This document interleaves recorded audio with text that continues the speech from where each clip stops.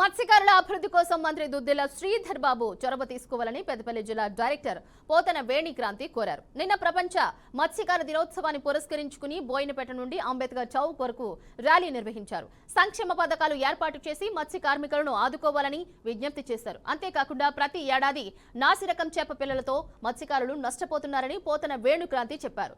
దీనికి బదులుగా నగదు పంపిణీ కార్యక్రమం చేపట్టాలని సూచించారు.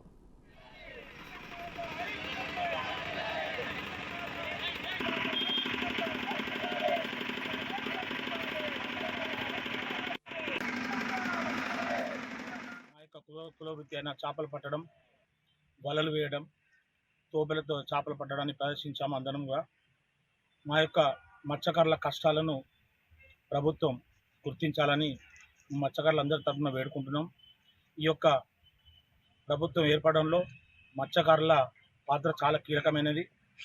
దయచేసి మా మత్స్యకారులకు కొత్త కొత్త స్కీమ్స్ ఇచ్చి మా అందరినీ అభివృద్ధి పదంలో నడిపించి మాకు లోన్ సౌకర్యాన్ని కల్పించాలని గౌరవ మంత్రివర్యులు దుద్దిల శ్రీధర్ బాబు గారిని ప్రత్యేక చొరవ తీసుకొని సీఎం రేవంత్ రెడ్డి గారికి విన్నవించి మా యొక్క మత్స్యకారులందరికీ కూడా మా యొక్క కుల వృత్తిని ముందుకు తీసుకెళ్లాలని చెప్పేసి మా అందరి మత్స్యకారులందరి తరఫున మేము వేడుకుంటున్నాం.